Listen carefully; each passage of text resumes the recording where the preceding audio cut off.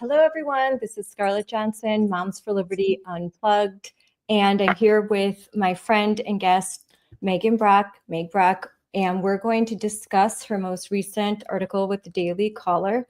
But first, we were just talking about tomorrow that I think if all things go well, I'll be on Fox and Friends in the morning, and they gave me the time frame 6 to 10 a.m. Oh, jeez.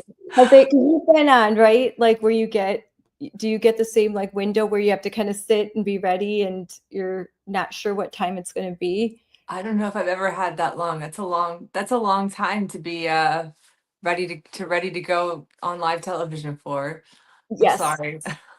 So I'll have to get up at 4 in the morning and make sure that everything's good. I'll get a link. I have to set up, make sure links work and all of that. Mhm. But I was at an event in Wisconsin, Right to Life event, where I was able to hang out for a little bit with Rachel Duffy, who does the Fox and Friends on the weekend. Hmm. And she's awesome.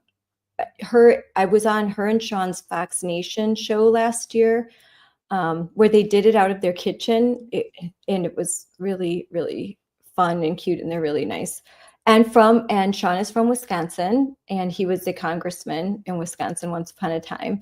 So there's some Wisconsin roots there. But she follows me on X. I follow her, and I talked with her daughter Evita, who she was a reporter, and now she has her own podcast, and she's like doing really great. But she was trying to convince me to run for office, and I'm Oh, like, wow. not yet, but maybe, who knows, someday.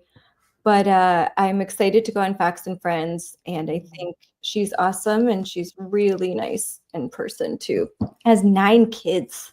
Wow, that's amazing. I thought 5 kids was a lot. 9, that's a lot. But they all seem so great, and they seem like a happy couple. I just saw Sean, he was on Fox News this morning talking about there's something he's doing this summer, the Great American Road Trip. And I guess he's going to travel the whole country and stop in every state and, kind of celebrate that state. And, and road trips are fun. I haven't done one in a while, but when 5 kids young, it was way too expensive and hard to fly. So we did road trips every summer. The longest one, I took the kids on my own. My husband met up with me at the Grand Canyon, but we did Route 66. I just decided. My youngest was 3.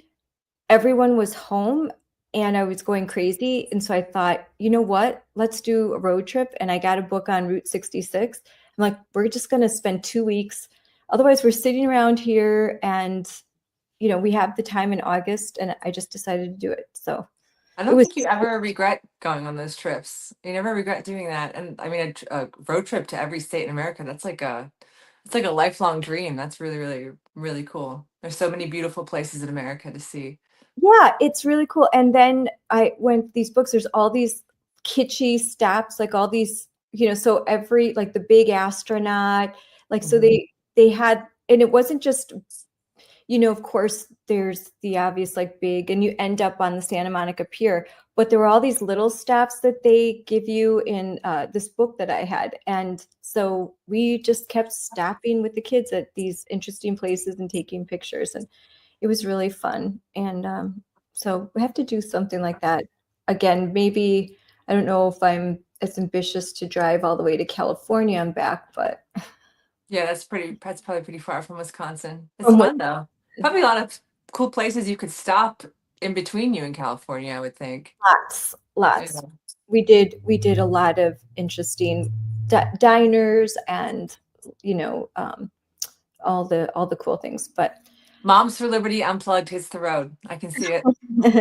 Yeah. Yes, we could. That'd actually be super fun. You visit different chapter chairs from across the country. That'd be so cool. That's actually kind of a good idea to like go around and visit chapters, like different chapters in each state, and really get to know. That's actually kind of a neat idea. I'll have to write that one down. But Today we're discussing your article, and so why don't you set it up? I'll real quick. We can take. I always forget to take that off. We didn't need to have that intro. It's a good slide though. I understand why you want to have it on. It looks very cool. It was a great picture my friend took, and you know, photoshopped it really nice for me. It looks beautiful, and I love it. It's cool. I love the idea of being unplugged because I think that Moms for Liberty, it's moms, and most moms understand that real life isn't necessarily a sheath dress and perfect lighting, right? Yes, Most of us are. that's sort of the version that you're, when you put out these like the really cool like thumbnail picture, and then here's like I actually slept in this shirt. Yeah, I didn't really do my hair this morning. We were at a swim meet till late last night. I'm like, oh man, it is what it is. No, I'm not ashamed. Yeah, I'm not sure. I slept in this shirt. This was the shirt, and I woke up and then I brushed my hair. But I did put on some makeup. I washed my face and put on makeup and brushed my teeth. So there you go, America. I brushed my. Well, you look beautiful. So. But yeah, the unplugged. Yeah, just to have a general have something to talk about. There's always something to talk about. But then you get off track. It's fine. Who cares? And then and then you clip go live. I like going live stream and talking for a while, and then you can clip out, make things smaller later and reuse. So it works out really good. The one thing I'm just gonna, when the StreamYard goes live, what I can't figure out yet is how to get, there's an ad for StreamYard, like $10, sign up. And I spent like an hour yesterday. I just fixed it. But trying to figure out how you get that. So if anybody knows how to get the new to streaming like thing that automatically shows up on Meta, let me know, because I could not figure it out. I was gonna say, when you're talking about your Fox and Friends interview, that I feel like getting the links and everything set up is usually the most stressful part for me. I was getting very, very stressed that I'm not going to understand the technology, or the internet's going to drop out, or So I admire you taking the chance to understand all this stuff. I like doing from home. I've gone into a couple times. I've gone into a local studio, and that's terrible because you can't see them.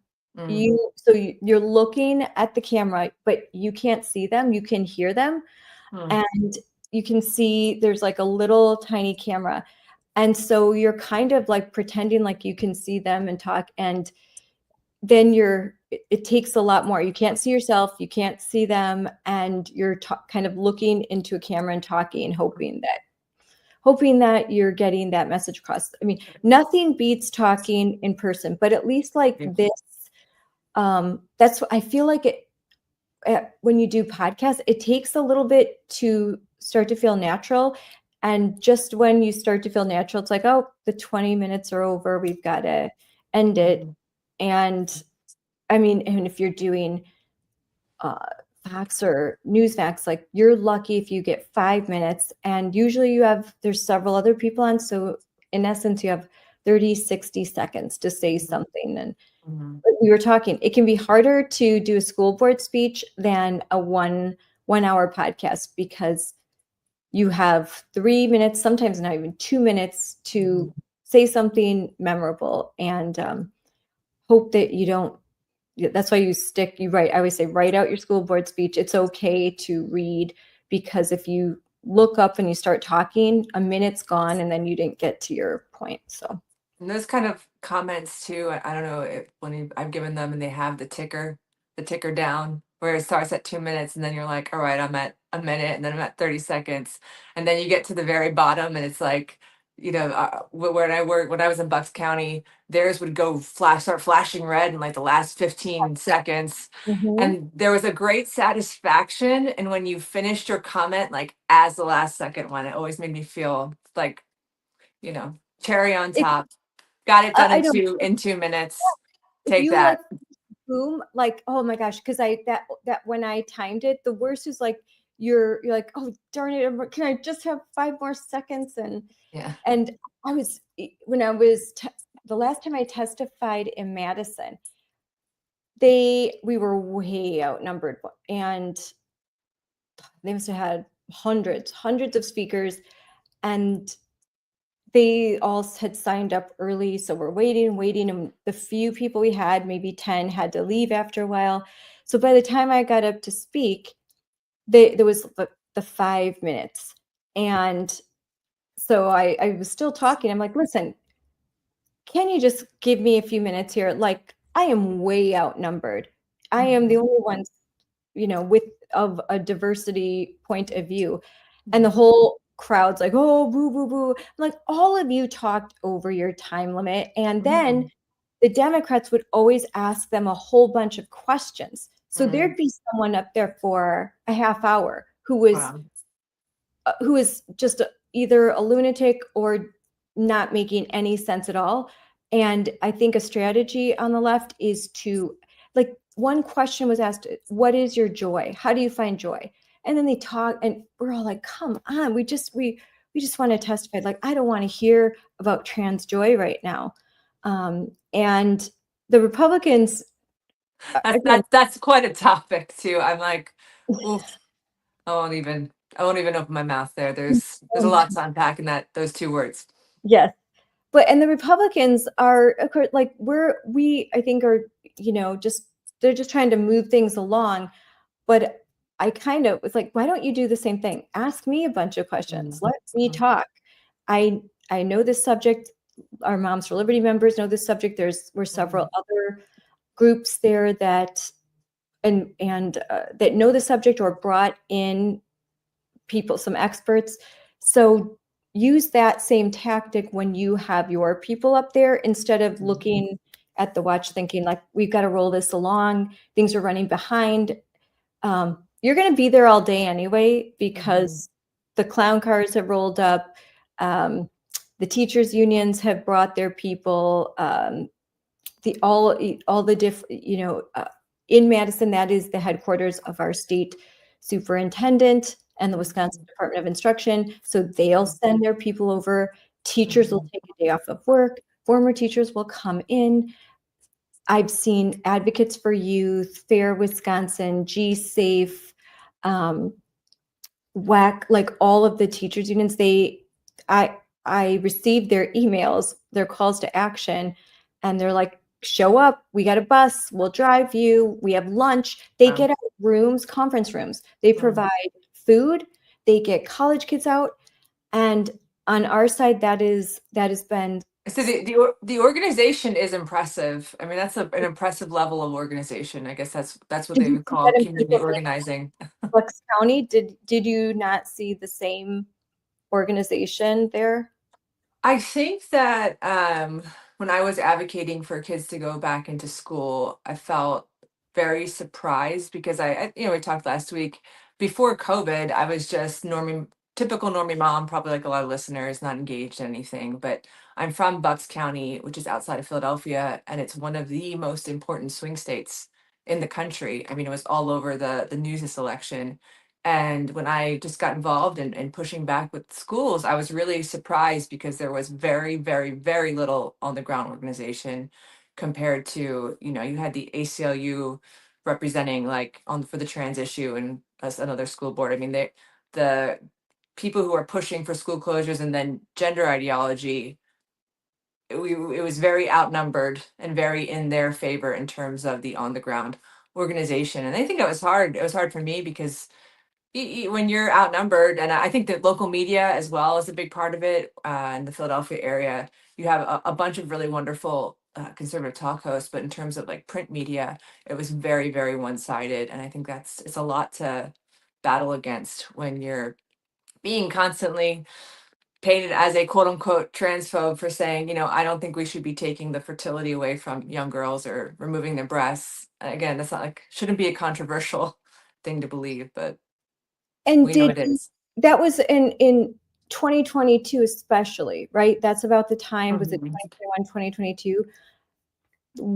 I think that we were, first of all, but at that point I was we were talking about critical race theory. We're Mhm, first masks, opening schools, number one, mhm, just or not or just opening up society. Then it was opening up schools, and then once they were mhm, open, mitigation strategies. mhm, That masks were the least of the strategies. They were it was the last to go, but we were dealing with that the kids were eating lunch facing the wall, mm, they 6 feet apart. Sports could be open. If they were, the kids had to wear masks, or there was the kind of quarantine procedures, the mhm, 28 days if you were around somebody that tested, all that stuff. mhm. So we had to, it was like one thing after another, and we were so consumed by that I I was, at George Floyd, I was aware of what was happening, the radicalization. And so Mhm. that was on the mind too, but we're also just trying to get things open and back to normal for kids. And then CRT. And shortly thereafter, it was suddenly gender ideology. And I find out later, my kids tell me, oh, yeah, that stuff's been around, for a while, but it wasn't pushed as hard. It's like a button got pressed and it Yeah. went into overdrive. I think that it went, I mean, I've done a lot of foils with this. I mean, I think it was really in like around like 2015, I'd say there was a lot of strategy and a lot of these NGOs and hospitals are really pushing towards the schools. And then, like you're saying, during COVID, I mean, we're so focused on, hey, like we need these kids to be in school. I don't want our kids to have to be vaccinated to go to school.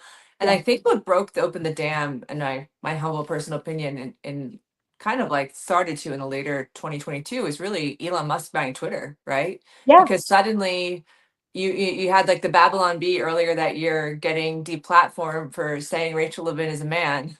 And Yeah. then the later half, towards the end of 2022, when Elon Musk was, I believe that's the right time frame, was buying Twitter, Yeah. we were allowed to start put, sharing that stuff, and it wasn't getting taken down, and it was all there, and it was all there in the open. It just wasn't widely known. And I know I didn't really know until I remember the first time I really learned about gender ideology was hearing a Chloe Cole speech, and I remember sitting there thinking like, how is this happening in America? Like, how did this beautiful young woman have her breasts removed by doctors to quote unquote fix a mental health condition?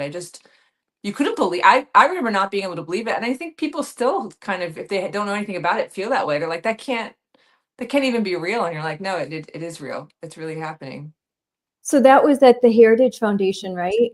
The I Gen heard she in the fall of 2022, I think it was the fall of 2022, she did a speech. I believe there was like a rally in Washington D.C. or something, and I just saw it on Twitter. I saw like her give this speech about what happened to her, and I just remember bawling. I was just absolutely bawling. I just couldn't even believe it Yeah. was real. The first time I heard her speak was January 2022 at a gender ideology summit at the Heritage Foundation in Mhm, DC. And yeah, I was crying. I was there with a lot of the ladies that Shannon Adcock, um, mhm, Kit Hart was there, a lot of Moms for Liberty friends and other organizations, legal organizations. And the first time, because I was aware of gender ideology, I had started, you know, to see it in Wisconsin, but didn't know nearly as much then as I do now. And when she spoke, it's the first time I really heard the whole like her origin story and how mhm, everything happened. And mhm, since then, when I've talked to at least over 20 detransitioners and talked to them personally, and I've watched and done live streams with many others now. And the story, it's usually about the same at a mhm, certain age. Kids that had autism or they had some mental health issues, um, struggling with their identity, suffering from abuse, mhm, divorce in the family, a traumatic divorce, some sort of trauma event, or it's either a trauma event or they are they're suffering from mental anguish, mhm, sometimes it coupled with autism. And that's sort of the cauldron in which this ideology festers, finds kids, vulnerable kids, and Mhm. then kind of this seeps in. And if you've got if you got a healthy kid who has a good relationship with both parents or one parent, and that this they are maybe going to feel empathy, but they're not going to be affected by this ideology because they're comfortable in their own skin. That's why I think this is really insidious, because it really goes after vulnerable kids. I'll say a lot of detransitioners will say the weird kids, Mhm. they'll actually, the last event I was at, a lot of them were wearing, they had made some badges, and they're like, weird kids matter, and just artistic, Mhm. different, you know, celebrate them, and Mhm. absolutely try and, bullying can happen and you want to prevent that, but convincing them that everything could be solved with gender affirming care, identifying as trans, that's wrong. And now we can bring your article, Yeah. because I'm going to pull it up on the screen. Yeah, no, I mean, you're right. It is quirkier kids, vulnerable kids, tomboys. I mean, I think that adolescence is already a difficult time for many, and it was a hard time for me. And so when you're struggling and if you have that history of abuse, you really are right for this kind of predatory ideology. It's so sad. Okay, and so right here, this is your article. So RFK Jr. takes a big step to shield kids from dangerous sex change procedures. So I read this and I wanted you to kind of walk through it, because you have a such a broad, when we were in DC and you started to tell me all of the different FOIAs and all the things that you knew, I'm like, you're blowing my mind. You've done so much work on this and exposed so much. You've been on panels discussing this at CPAC. So can just explain this article and kind of give us a view of what's happening. Yeah, so I mean, the background is that if your listeners aren't aware that on it was May 1st, HHS released this really long report. I forget how many pages. I think it was like close to 300 pages, where they did a comprehensive review of the available medical literature about treatments for gender dysphoria. So, gender dysphoria is the diagnosis for someone who is uncomfortable with their sex or has what we would call gender confusion. And what they found is what the CAS review found a year ago. That's the report that was created by the National Health Service in England. That was also an independent review on different policies and procedures for the treatment of gender dysphoria in children. And what HHS found is that basically they said we think is the medical community is really failing kids, that treatments like puberty blockers, cross-sex hormones, sex change surgeries don't show don't really show that there's any benefits, but there's a really huge risk of harm. And I think that's all pretty common sense. I mean, I don't think I said this to people, like, you don't really, if you need a scientific study to convince you that it's wrong to sterilize a teenage girl or give her experimental treatments that could sterilize her or remove her breasts, I don't know if we're going to convince you. But again, this report came out and it was fantastic. And so what happened this week, Thursday, HHS, I'm sorry, was it Thursday? It was Wednesday. I'm losing track of the days of the week. HHS released this letter RFK wrote that was really calling on the medical community, the healthcare community in America to follow the lead of Europe, frankly. We see European countries, we see Sweden, we see England. They're pulling back and they're restricting these sex change procedures for kids because they're recognizing that the science shows that this is not helping, it's hurting. And it's extremely experimental. And so they really called on the American medical community to read this report that was released in May and to rethink their protocols, and to stop. It was a really bold call to action that is really necessary. And unfortunately, the American medical community, all the associations seem to be not following the advice of the Trump administration or the advice that the trends that are happening in Europe regarding child sex changes. They're really digging their heels in and filing lawsuits and yada, yada, yada to support these very, very damaging and very harmful procedures.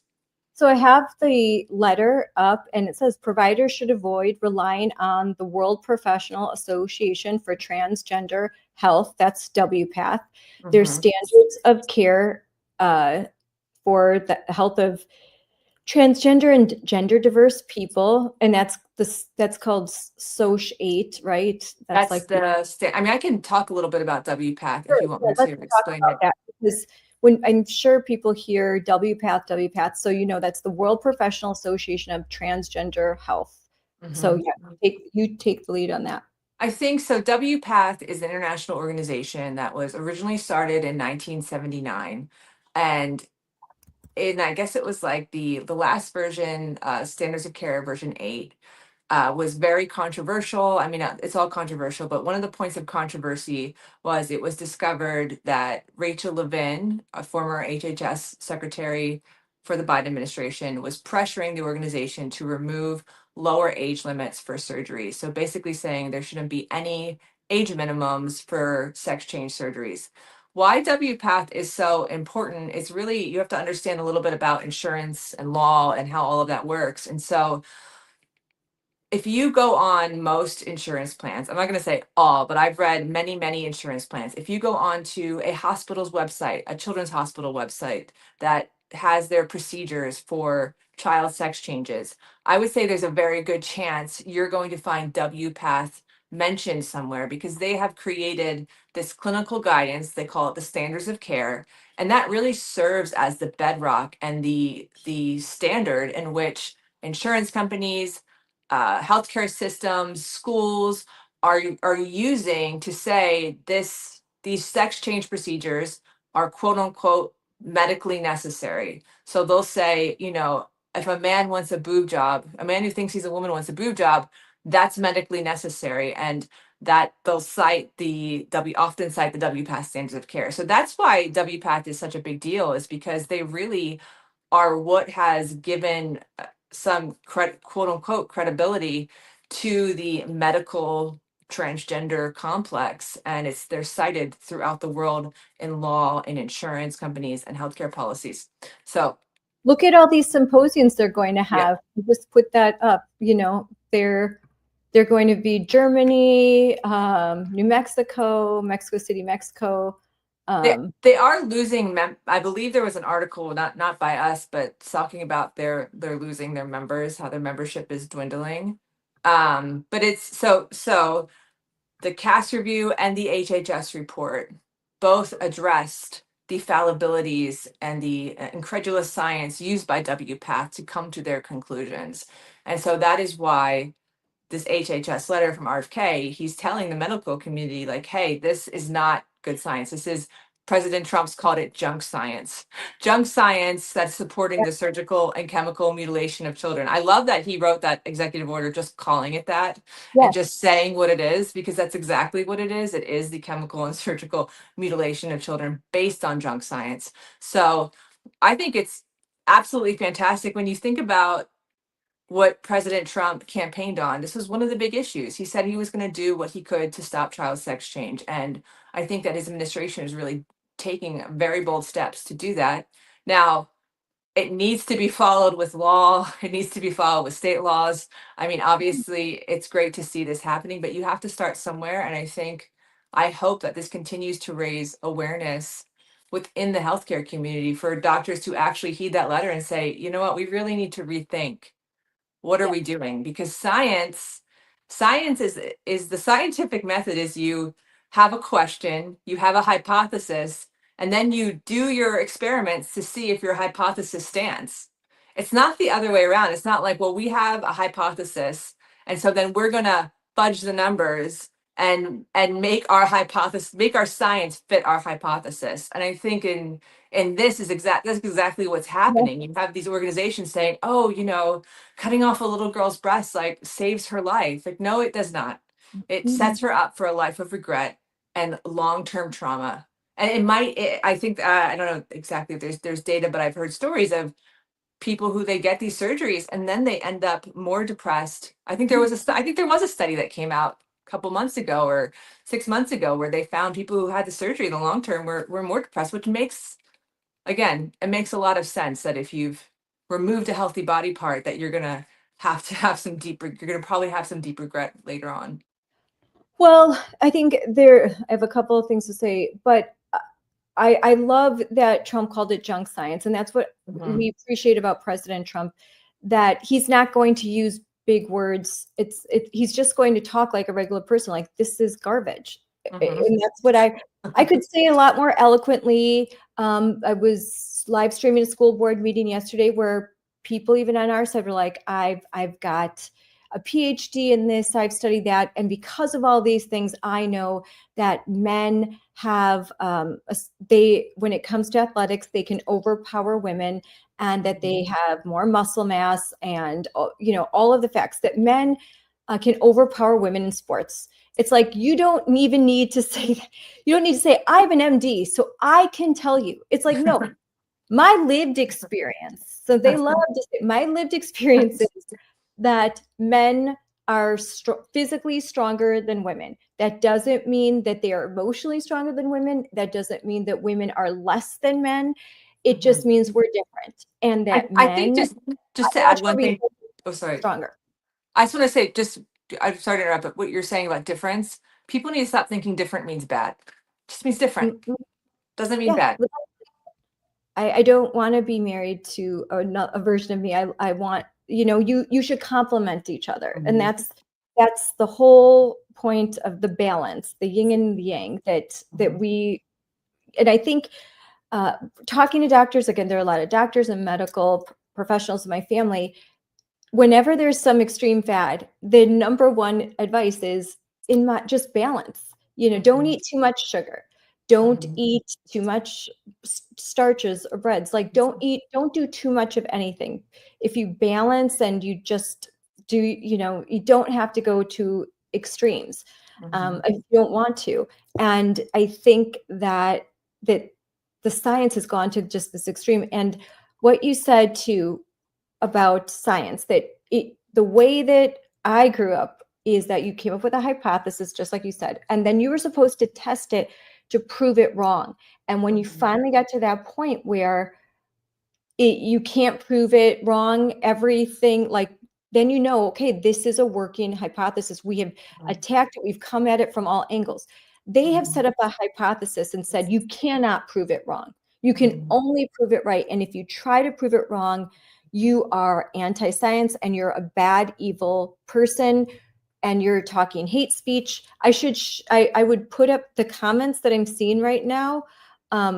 Just show, like, there's a couple of people that have gone on that are on with, Ukrainian flags, and just saying all these like terrible things. And again, it's the same old slurs, and you're a hate, as they say, paragraphs of hateful things.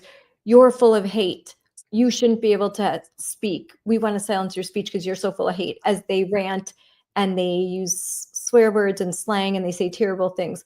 And we don't respond in kind, just like in Philadelphia when we're attacked and we're called American girls by dudes in skirts dry humping a tree, dance around poles, and drag queens, and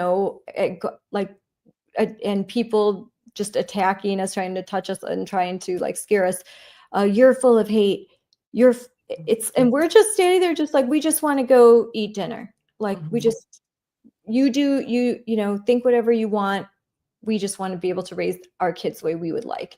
But they know you must participate.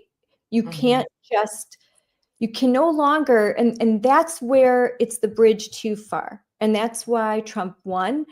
And they have not learned the lesson that Americans, for the most part, are very tolerant, and they just want to live their lives. And they're fine. You want to say you're transgender, you want to wear a dress. It's not bothering me. You're not telling me what to do. Fine. But then they want you to use the pronouns. They want you to say, yeah, I'm a woman. And now they want your kids. And then they want to expose your kids very early to this ideology, in my opinion, to recruit, to prove their hypothesis that there are 10% of the population is trans. Well, that's not true. Mhm. Not genetic. This isn't genetic. This is a social contagion. So in order to prove their hypothesis, they're trying to insert the social contagion younger and younger and trap more kids into this to validate themselves. Adults trying to validate themselves, Mhm. trying to maybe there's even some nefariously that are predators and they're using an ideology to get to prey. Mhm. But it comes down to the same thing as COVID. Adults validating themselves through children, adults Mhm. putting their wants and desires and needs and feelings before the actual what's good for kids. Mhm. And I think in COVID, I was thinking about this week, how it was really the vulnerable kids who got hit the hardest. It was Yeah. the kids who are most vulnerable, who had the most learning losses. It was the kids who were trapped in homes being physically abused, who are not going to recover. You know, the kids who had parents who were in stable homes, who could have extra resources to help them, were way more likely to make it through unscathed. So the same with this, it attacks vulnerable kids. And I think it's like, I have nothing, I'm actually driven by empathy for these vulnerable kids. That's what makes, and I'm sure you're the same way. Like that's what makes you stand up and say something. I remember when going back to earlier in our conversation, when I first heard that Chloe Cole speech in the fall of 2022, I was wrapping up kind of all the COVID stuff. And I remember telling my husband, like, because I was doing a deep dive, like, I can't even believe what's going on. Like, I think I can take my newfound FOIA skills and start like uncovering things. And he's like, please, please don't do any more public records requests. Because I did public records requests for like 2 years. And I mean, there was always paper in our house, and I was always reading something. And I was always like, oh my gosh, fighting with these agencies. He's like, please don't submit. He's like, please don't submit any more FOIAs. Like, just walk away. I'm like, I don't think I can walk away. I don't think I can walk away. And it's because I was driven by love, by compassion, by empathy. Because you realize I'm like, how can I understand and know that in our country, 30 minutes away from where we were living, little girls are losing their right to be a mother, and they're not even a woman yet. They don't even understand. They have no clue what it means to be a woman or a mother. Like, how can we can't just sit back and be quiet about this? So any of this, if that's hate, I'm like, I think people just have very confused definitions of words.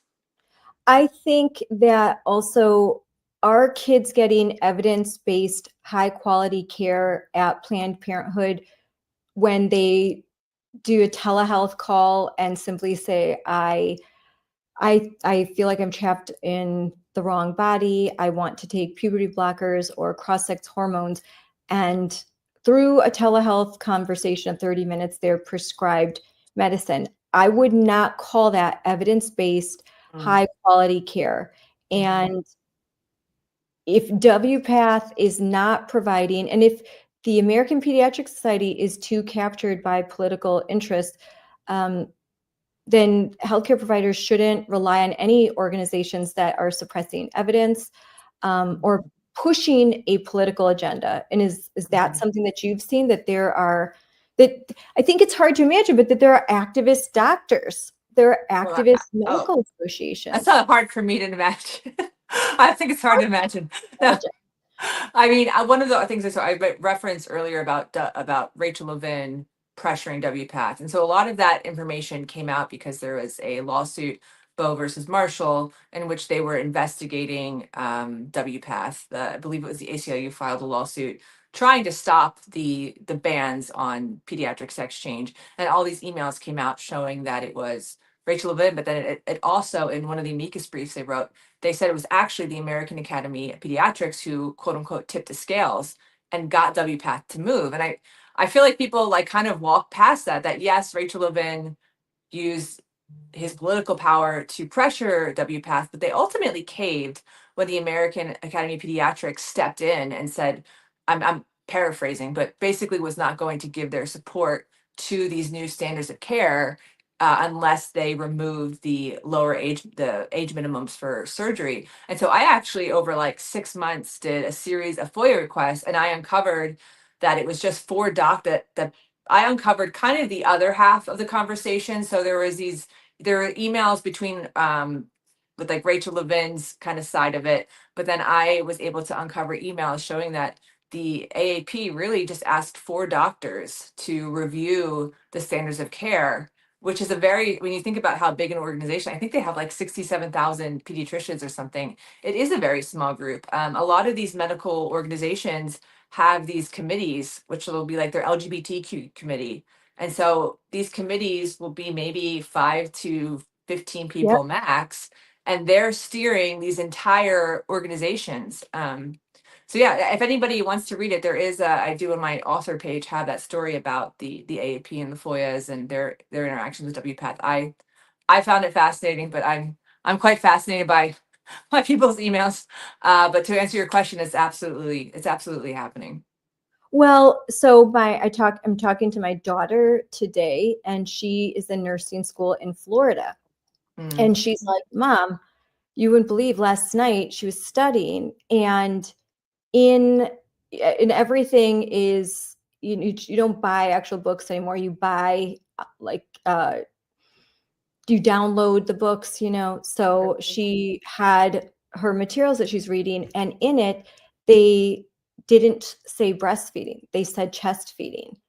Yeah. And so she's like, here, I'm in nursing school, and they're not they're not Mhm. using the term breastfeeding, even in Florida. So I'm like, send me the screenshot of that, because that you're in a state where you might be able to do something about that by exposing it. But imagine you're in nursing school and you're teaching these 20-year-old women, you can't say breast, you have to say chest.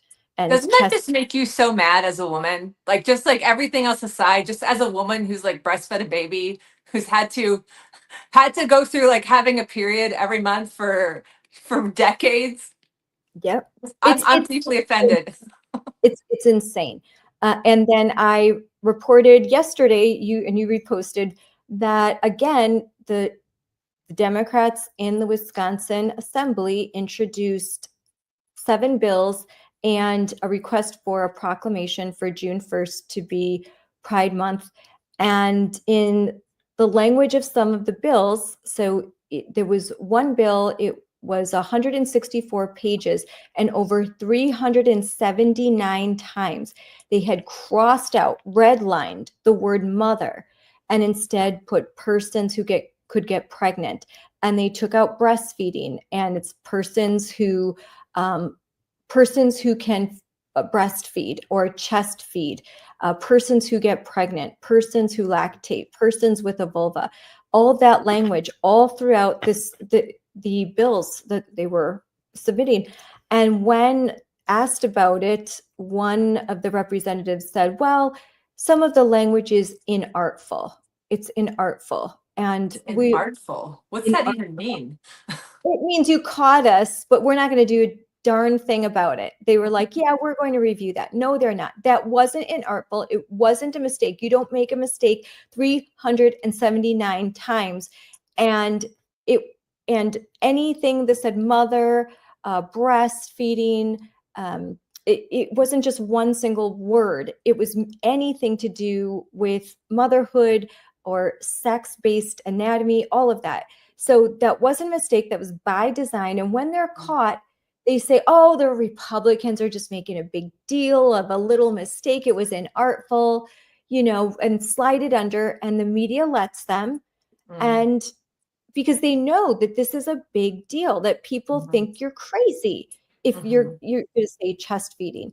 But this is a trend that will catch on. If you have all the nurses say chest feeding, and that's the only term you've ever heard as a child, mhm, breastfeeding, that they're going to change language, and mhm, we're going to be the last generation that uses the word breastfeeding, and that just can't happen. We cannot mhm. allow science to become woke, because then we're in real trouble. We're in big trouble.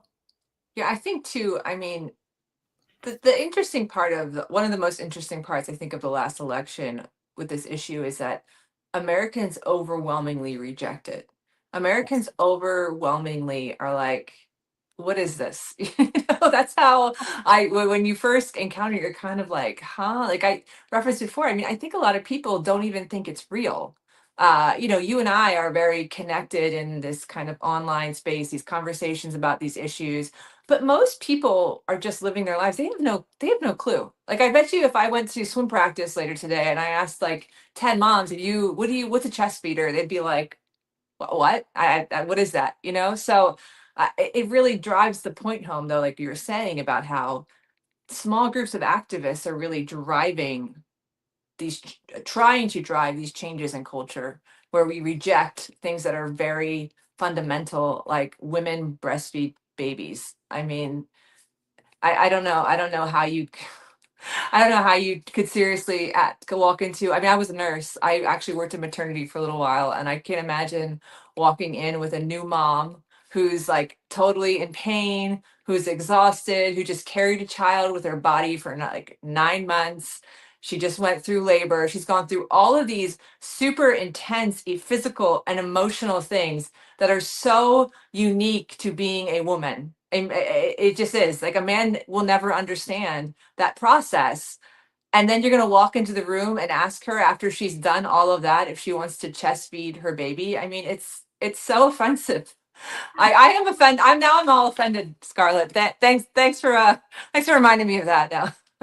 I'm going to put up this. I've been reading through the comments. So here, speak up for those who can't speak for themselves, defend the rights of the poor and needy. This is someone, Megan Mumper, who's been just putting all sorts of crap in my comment box. So I saw this biblical verse and thought, sorry, Megan, but actually, thank you for because I'm going to show you this whole proverb and we'll see what you think of this. Let's share this. I'm going to share the screen because I was just going to read it, but I like to show the receipts always. So here, it's for you, Megan. Is it showing up? Let me see. I'm going to get it on screen. Maybe I can't. All right, I'm going to read it. So this is Proverbs 31, the words of King Lemuel, the prophecy that his mother taught him. What, my son, and what? The son of my womb. The womb, and the son of my vows. Give not thy strength unto women, nor thy ways to that which destroys kings. So they know who women are. To go further down, who can find a virtuous woman?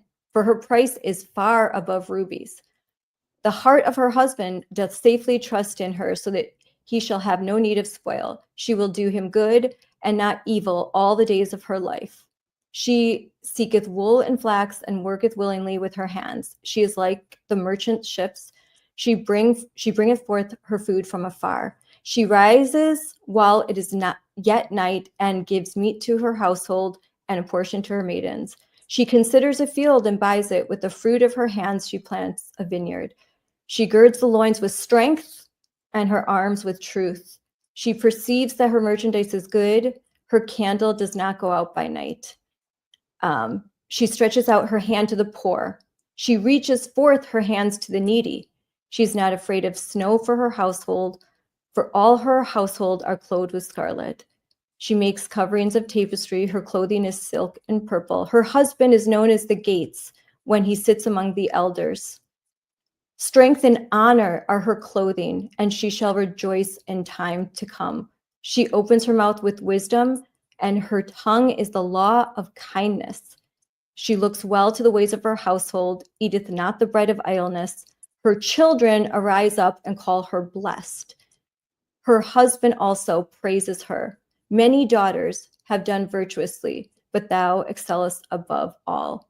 Favor is deceitful, beauty is vain, but a woman that fears the Lord shall be praised.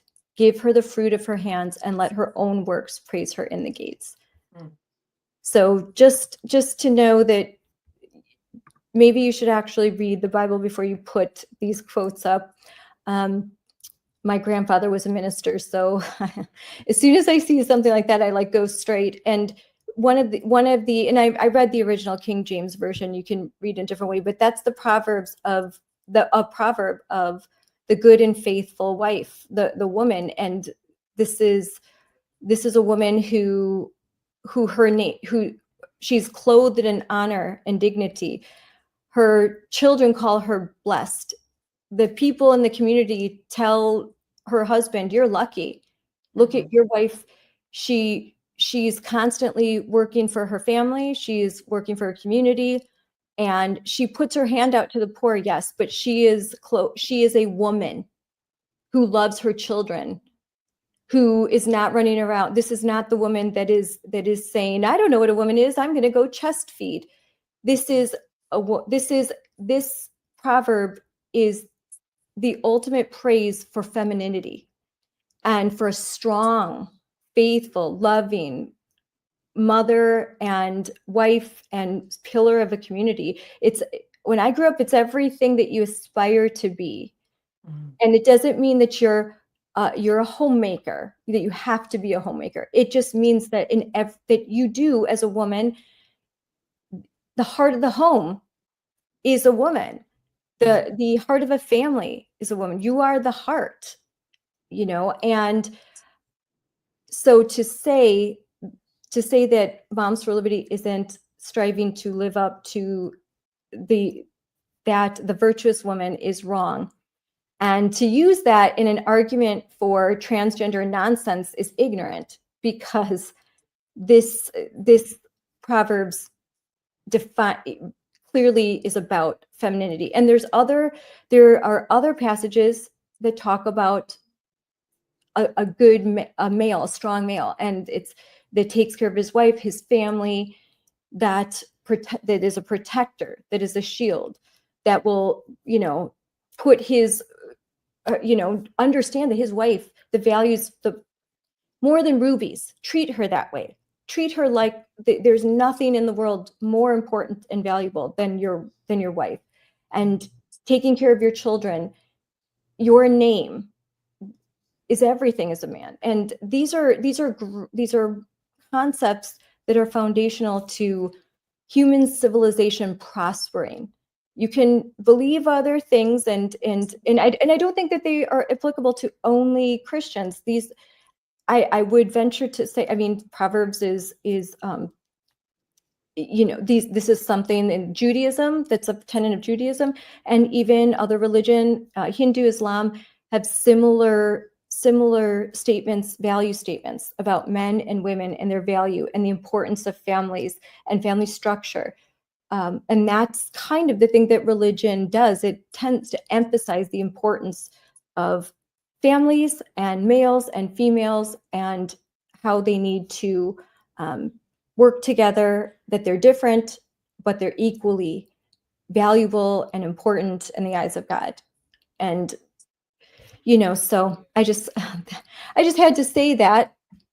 Sorry to go off on a tangent, but I think it's important. Absolutely. Yep. And I mean, I would say just Sandra talking about family. I mean, I think I'd probably just say this. I probably have to run. But I think one of the things that really breaks my heart with all the gender ideology issues, and they are many. I mean, we could talk about.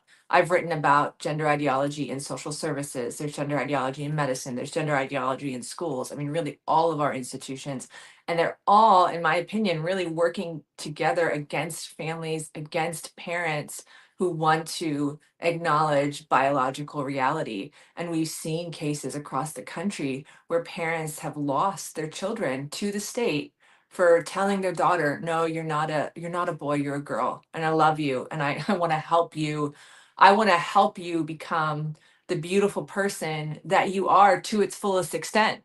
I mean, that's really the thing, is that gender ideology tells kids, it takes away their ability to be their full selves.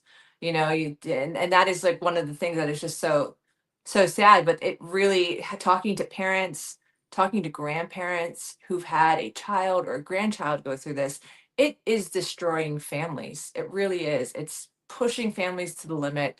and it's creating just lifelong pain, and it's ruining this beautiful thing we have, a family. Family's beautiful. Family, unfortunately, so many people have not had an experience where family has been a blessing, but really it's intended to be people who are in your corner. And I think that's something that there's so many things to talk about. It's not really talked about enough, is the impact that this has on families. So real quick, and I know you have to, but I mean, so can you imagine? Because you were a nurse. Hmm. Um, it's one thing for a parent to stand up to a teacher or a school counselor, but that says your child wants to use a new pronouns, new name, and they're identifying as non-binary or transgender.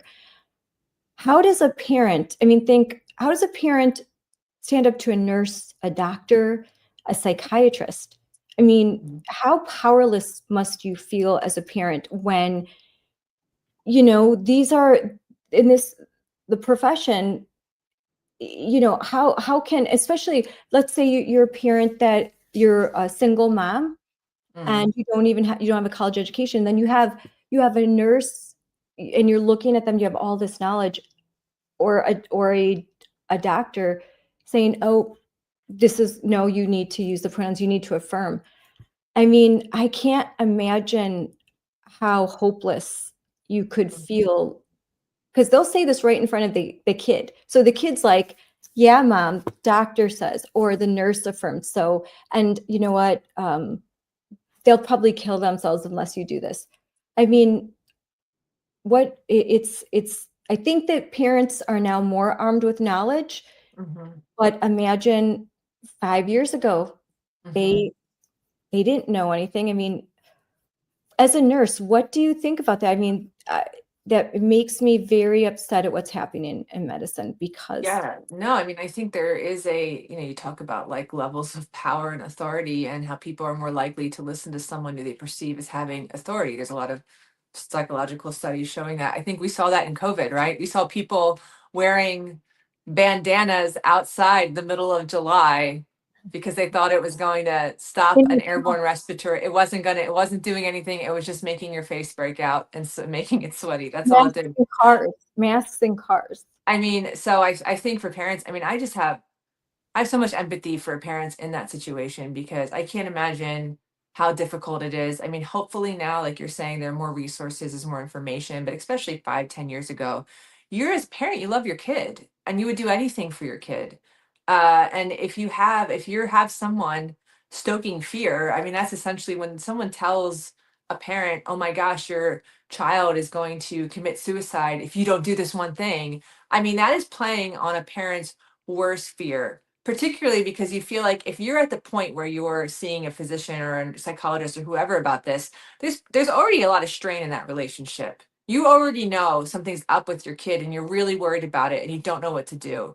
So then you take this poor parent who is already worried, who's already stressed. You have a child who is confused and obviously having a very difficult time. And then you put this other layer of pressure from these professionals. I mean, it's so hard, but I would tell a parent, like, fight for your kid. I mean, I think that as moms and dads, we have intuition. I think we live in a Yeah, society that trains us to ignore that, and I think that if you have a sense of, especially with this issue, take a pause. I mean, if someone if someone is telling you to move towards sex change, I would say run, not walk out of that office.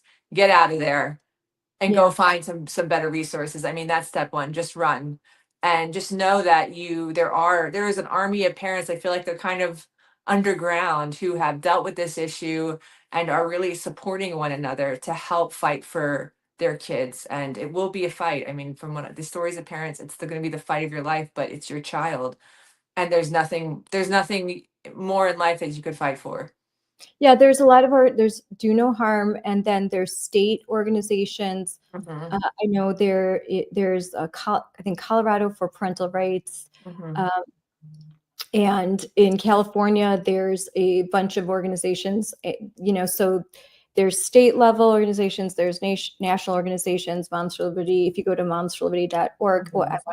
before you go off, I want to make sure that I put Vanner up to follow you.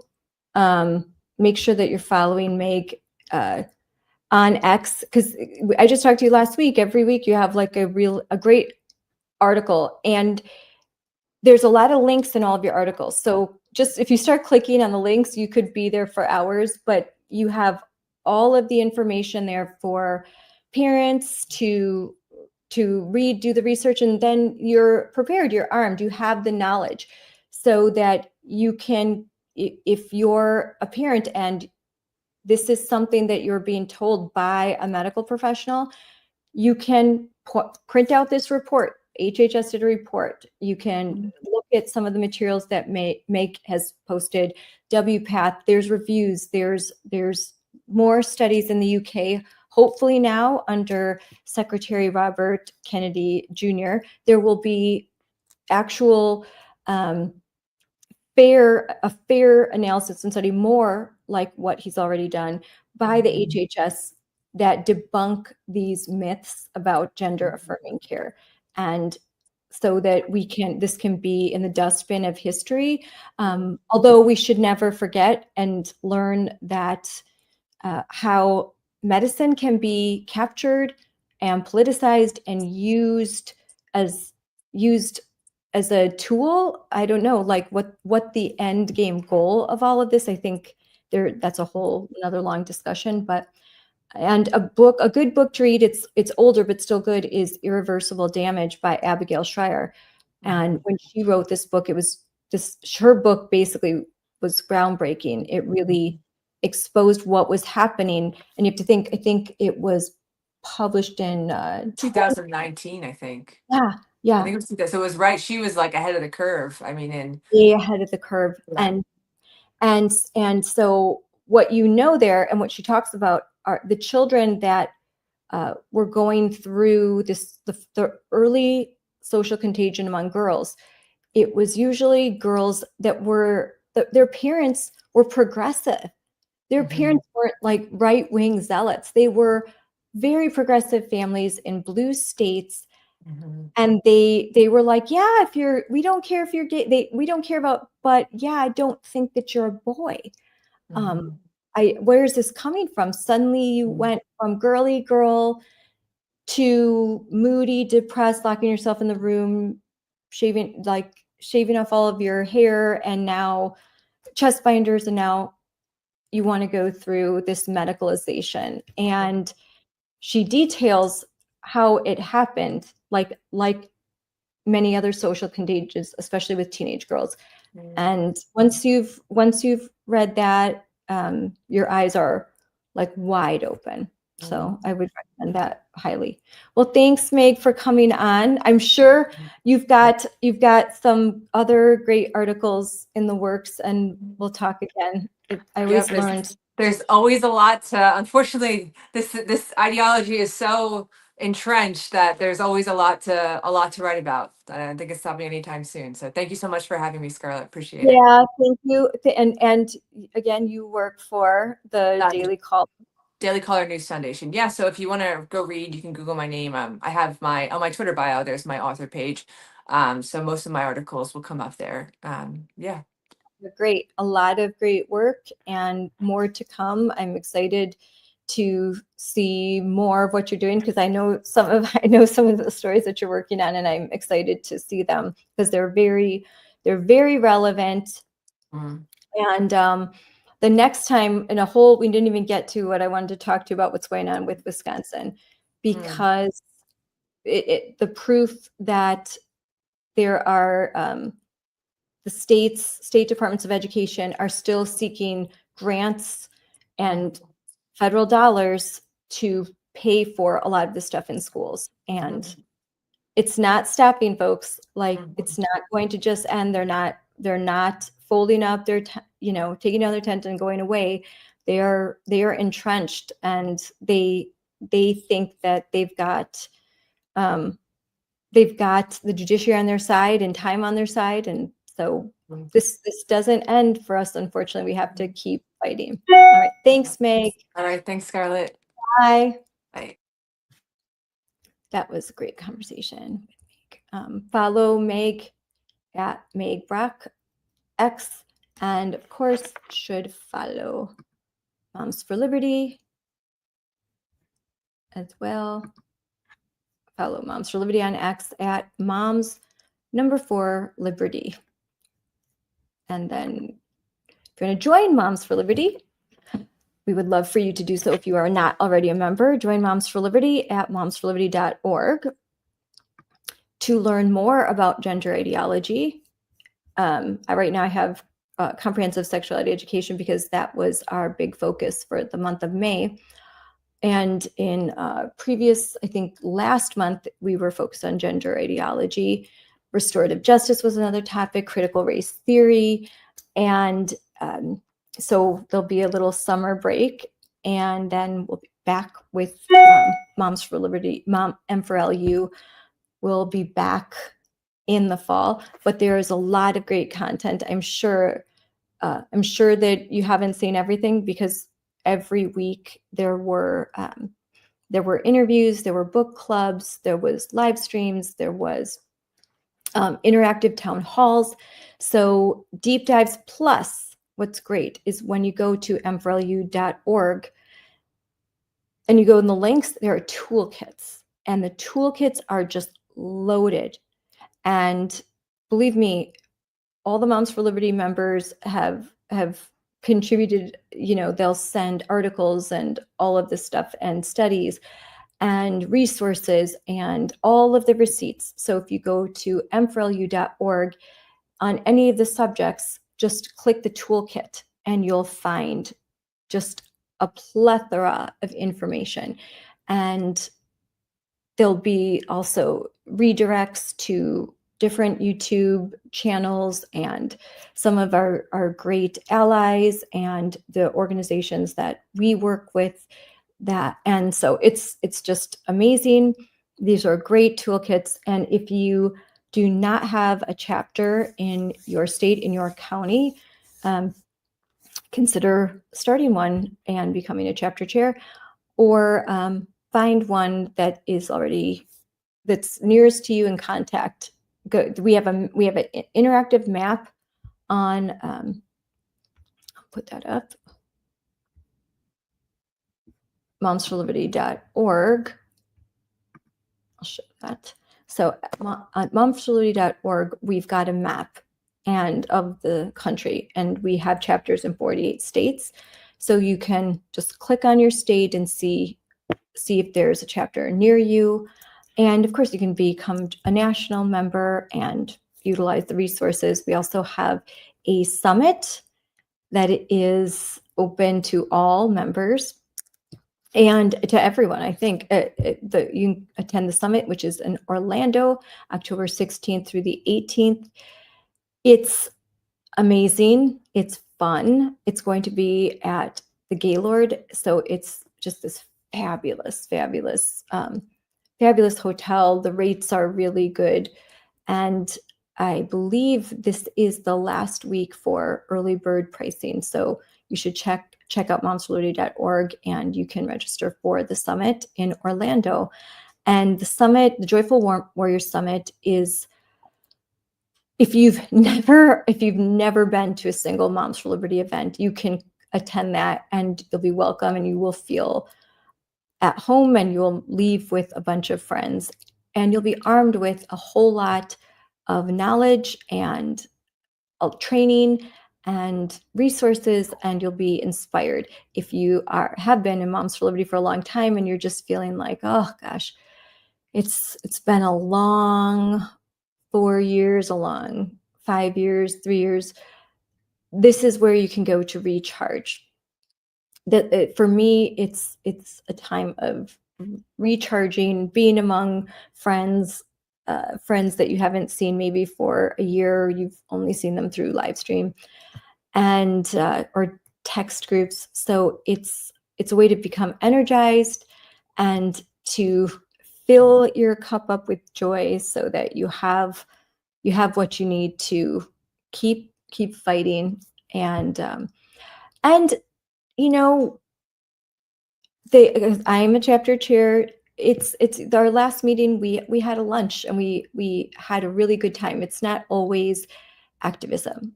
It's some fellowship and celebrations. And one of our members, a friend was moving to another state, and we held a lunch, and we know that we'll stay connected. And so you're celebrating your friendships, you're celebrating each other, you get together outside of chapter meetings, you have your people. And it's a great thing to kind of have these friendships. You'll need them in everything that's coming ahead, and just to continue and get your kids together, play dates, and so lots of cool things. I'm really glad that Meg came on, and last time I'm there's a couple other things that I tend to, hold on a second, I'm going to, the last thing I did want to discuss, there are some things going on in Wisconsin. And I think that it's relevant because I know similar things are happening across the country. And I'll get to want to share.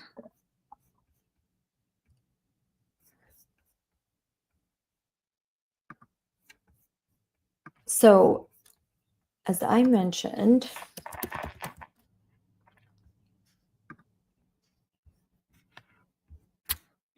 there was a, sorry, just one second. I want to read this and get this all up. So,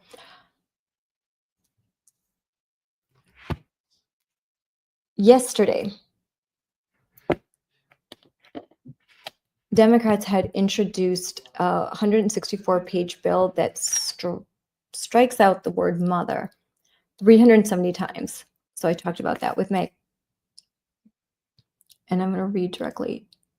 Instead, using phrases like pregnant person. So it says in the bill, for testing of the bodily fluids of the infant, or where it would say expectant mother, pregnant person. Pregnant person, not. And I'm going to share this photo so you can see it for yourself. Yeah.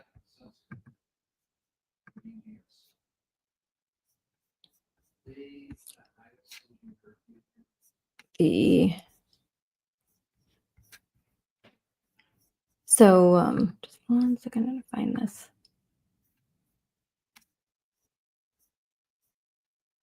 No.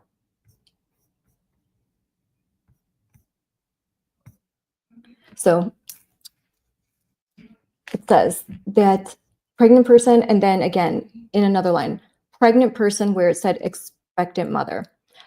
And then line 7, where it says mother, it says person who gave birth to the infant. Person who gave birth to the infant.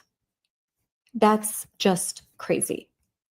That 379 times. 379 times to take out the word mother. That's insane. So I'm going to share this now.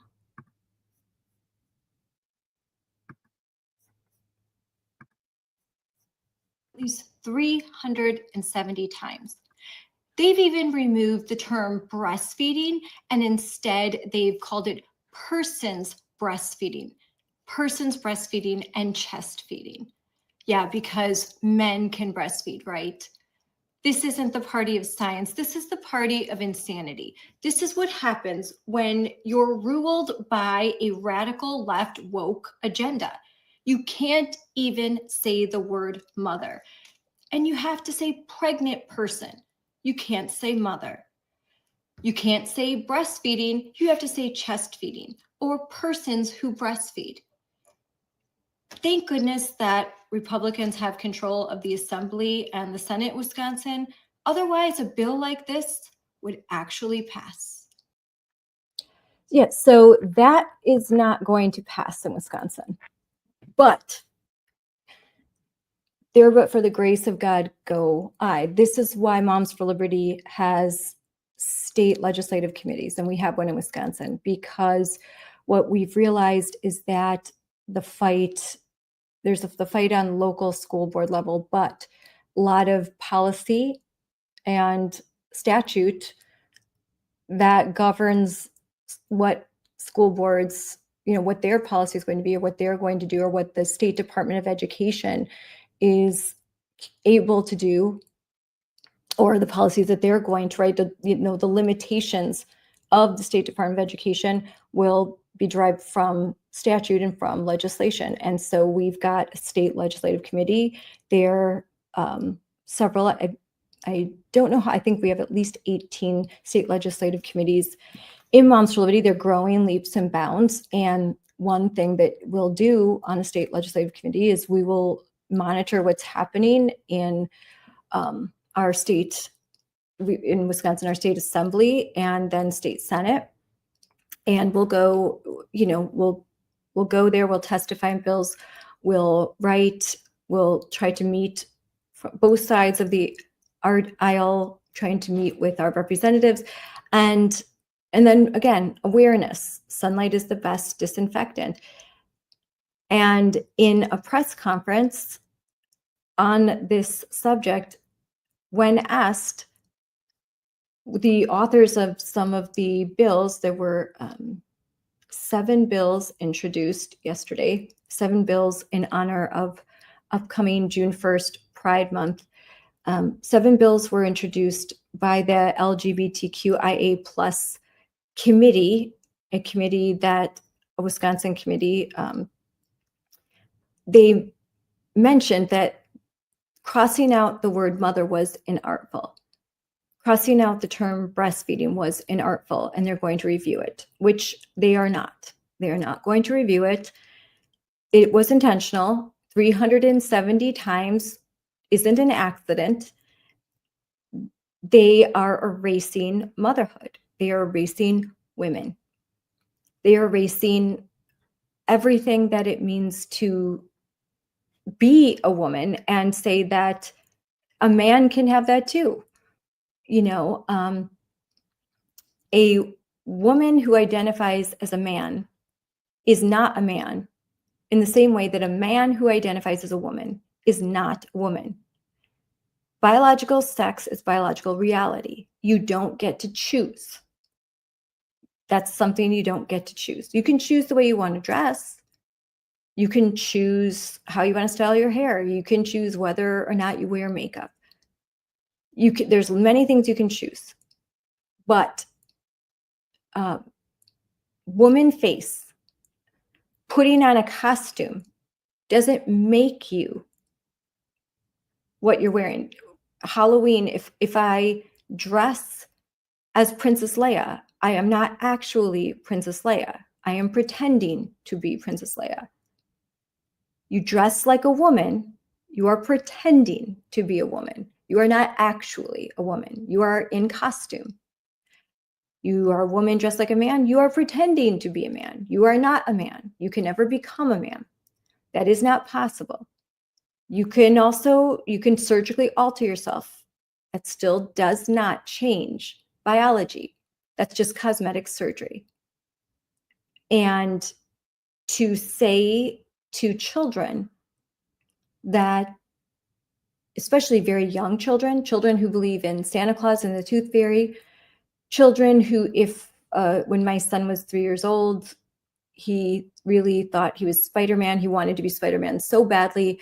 He put on the full costume and he tried to climb up the stairs, and he webs, and using a using a jump rope as like a web like Spider-Man, and he fell and broke his nose.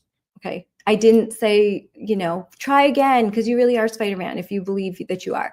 No, he's pretending. Like, you have to be careful.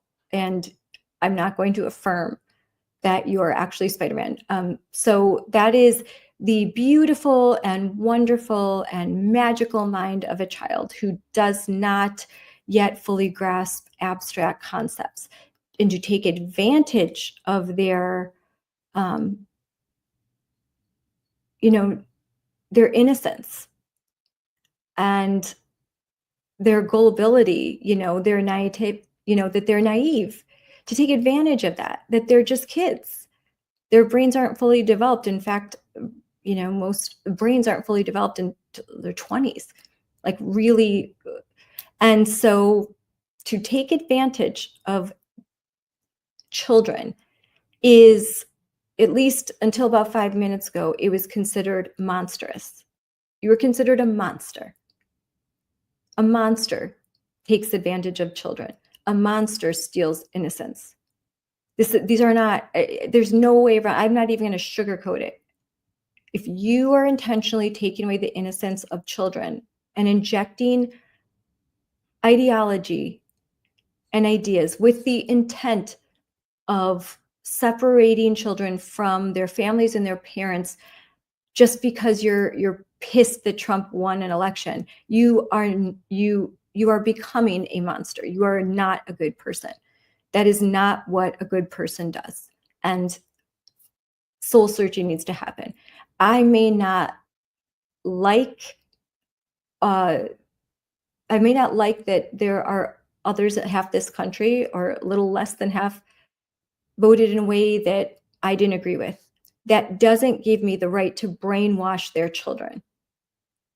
That doesn't give me the right, because I don't like their views. It doesn't give me the right to inflict mine on their children in the overt attempt to achieve an end that I could not otherwise achieve.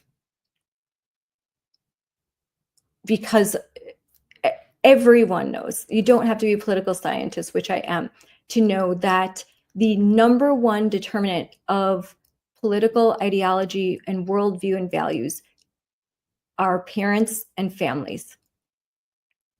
Parents are the number one drivers of, and the culture in which you raise your children and the values you instill.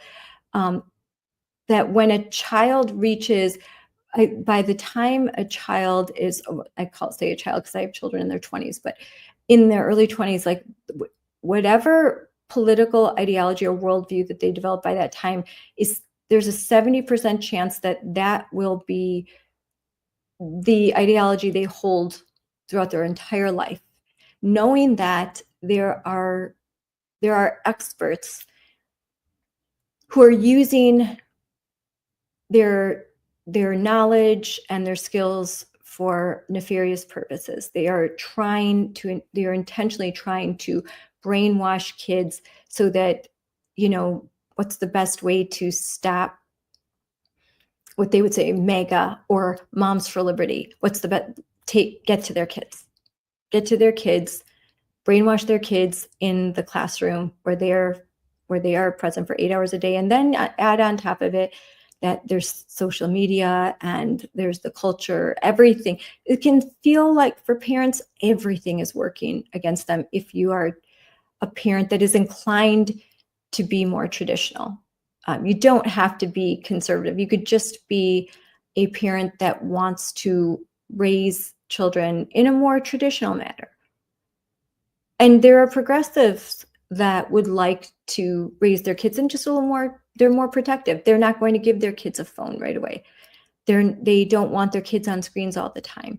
They will protect their kids from sexual content, and they could be very progressive, but still have some traditional values. They could be Catholic and progressive and still maintain some quasi-traditional values. And they are not, that's the reason why the numbers are 70%, 79% of America disagrees with gender ideology. They disagree with this new terminology where you erase motherhood. I mean, it's probably higher than that.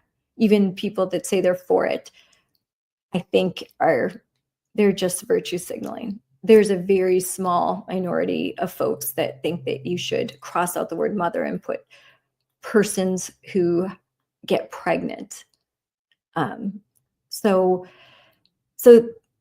anyway, so getting back to the bills that are being introduced, Wisconsin is just trying to follow the lead of Colorado, Illinois, Oregon, Washington, California, and they're trying to codify into statute certain things that make it very, very difficult, very, very difficult for even a conservative school board to overcome. And it can also become difficult working, with the federal government. And that's why one thing, real quick, to discuss, and this was sent to me by the legislative aide of my friend Amanda Nedweski, and she was a Moms for Liberty leader in Kenosha County.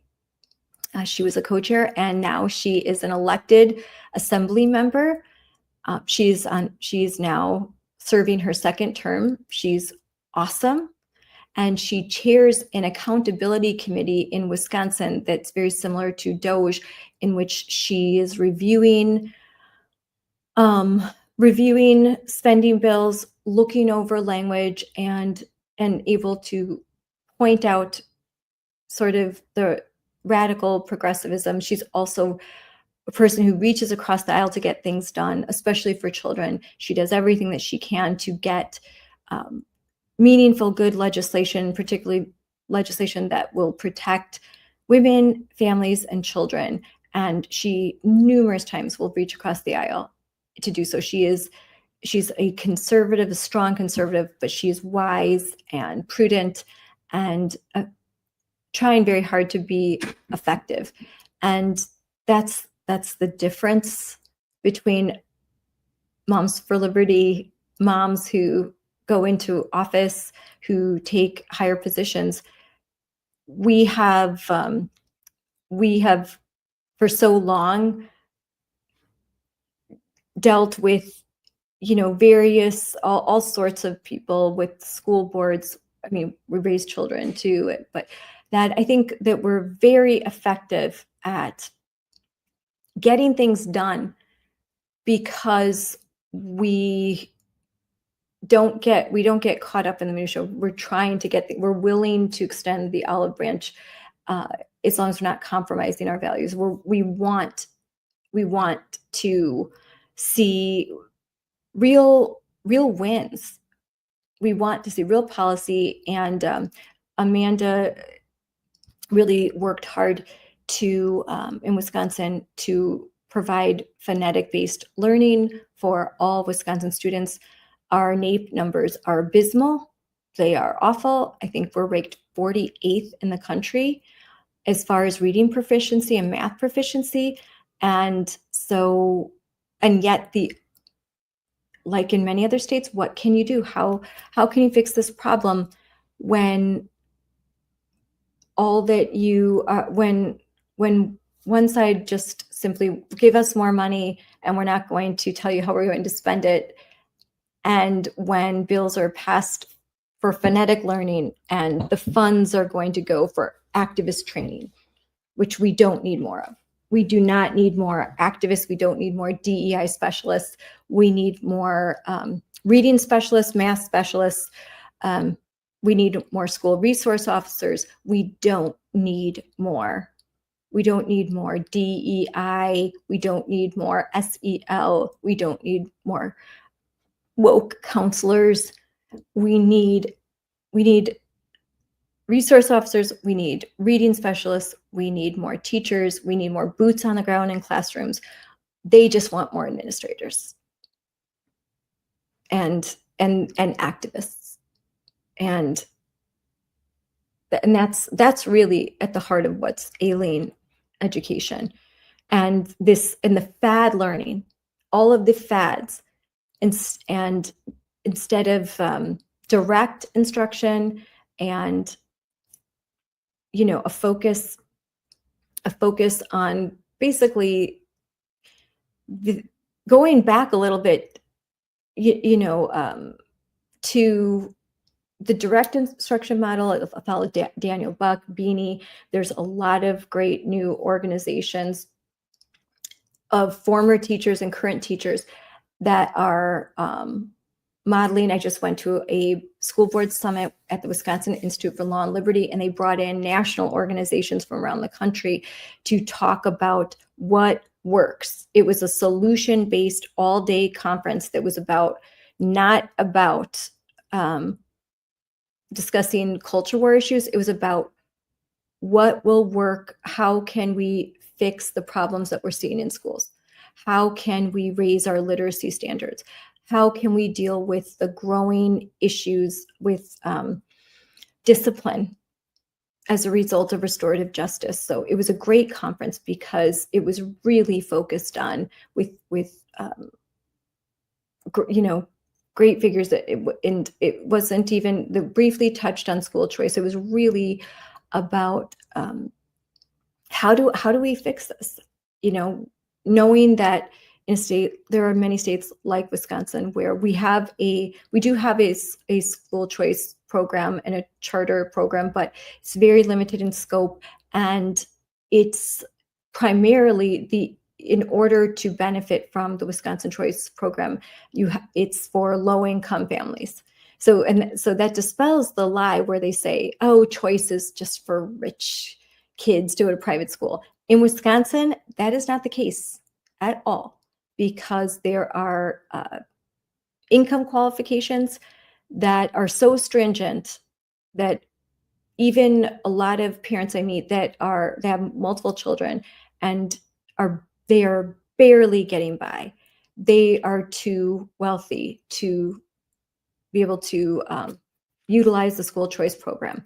So it's a program that is geared to become a life raft for families that are trapped in particularly Milwaukee public schools.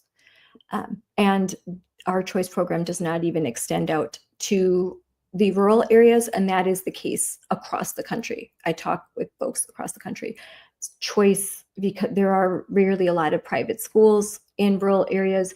In rural areas, the public school is the only option other than homeschooling.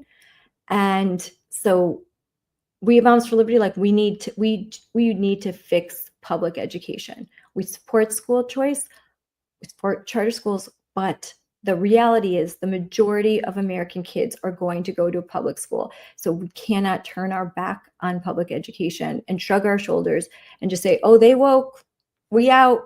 No, you can't do that. Can't do that. Also, these are the kids that our kids are going to marry. These are the kids that are surrounding our kids in the neighborhood. You cannot isolate yourself. You need to be involved. Don't think that, protect your kids, homeschool if you can, if it's really bad, obviously, but don't disengage from your community. Don't stop attending school board meetings. Don't think, my kids are in private school, my kids are homeschooled, I don't need to go to the school board meetings. We really need you, and your voice is, because you have nothing to fear. Your kids, there's not going to be retaliation against you if you're homeschooling. So great, come and speak. You're a taxpayer. You have children that are school age.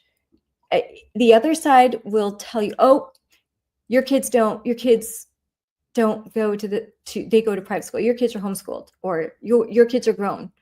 You don't get to have a voice. Don't listen to them, because I sit through countless school board meetings where they bring in activists that don't even live in the state, where they constantly have grandmothers speak on behalf of their taxpayers in that district.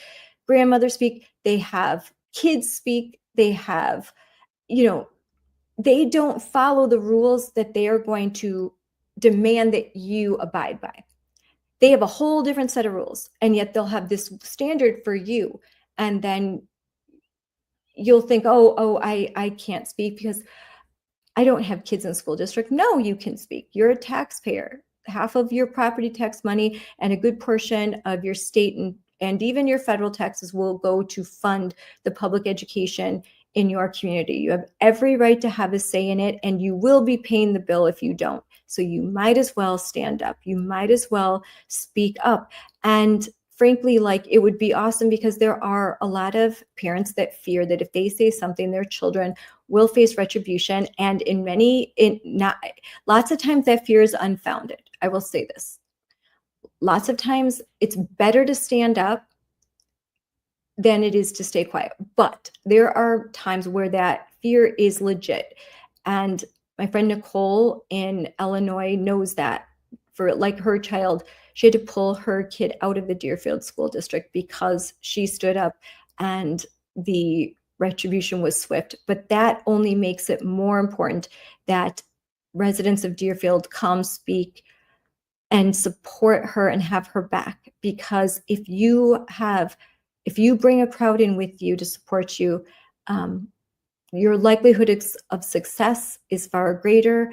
And at the very least, that there will be, it does change things. It will stop a more radical school board from becoming more and more, ever increasing more radical. They might take some steps that they wouldn't have before, and everything makes a difference. You may not see it right away. Conservatives like the ROI, you want to see the return right away. But sometimes the investment, this is a long-term thing. You're building a city you may not even see. That's the way I look at it. I am in a marathon, not a sprint. This is a generational fight. This isn't next year, the year after. Like, we have to look at things 5 years from now, 10 years from now, 20 years from now. That's the way the progressives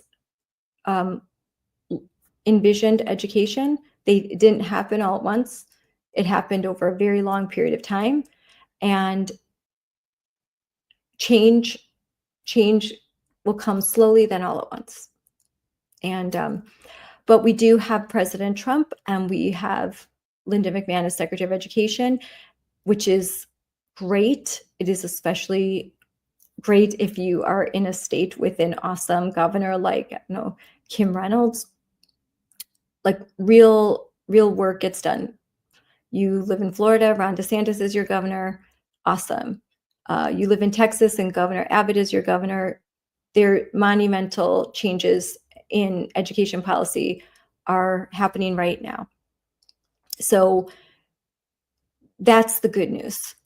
And in states like Wisconsin, we are kind of in a détente because we have divided government.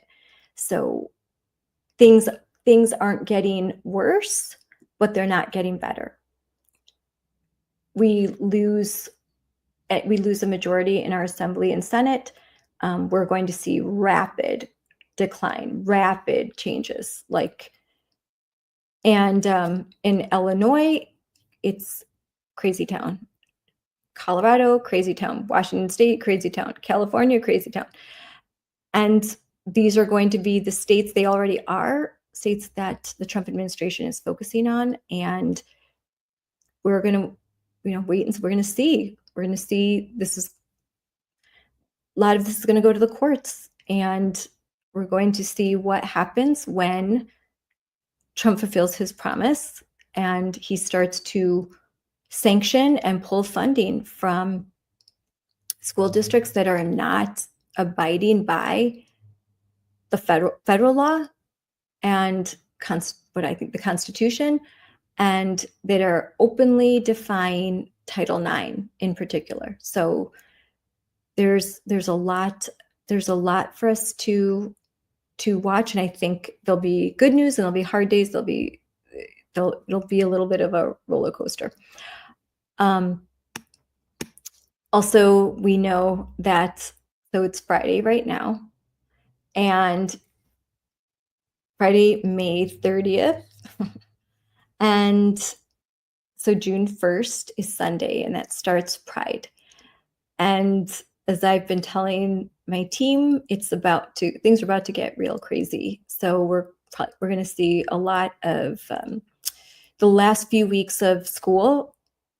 Usually, it's a lot of that's already started, but you'll see, I'm going to start to get my inbox flooded with parents telling me this is happening, this is happening, this is happening. That's going to happen all over the country, even in red states.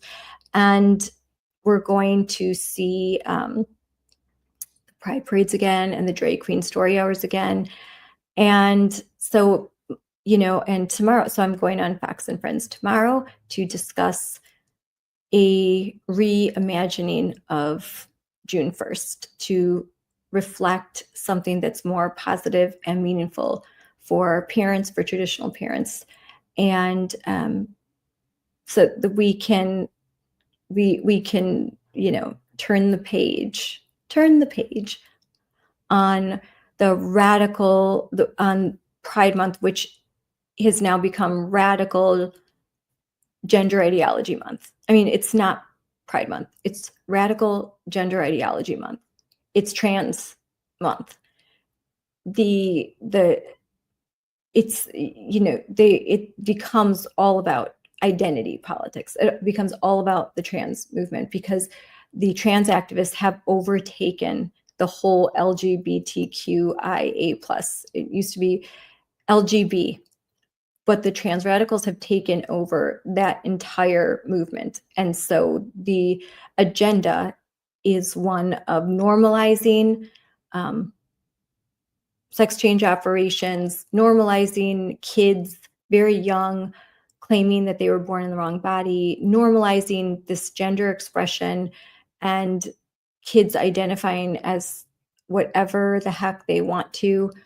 And every identity has to be celebrated, and allowing kind of infusing into our culture this belief that even young children have the ability to consent to adult decisions.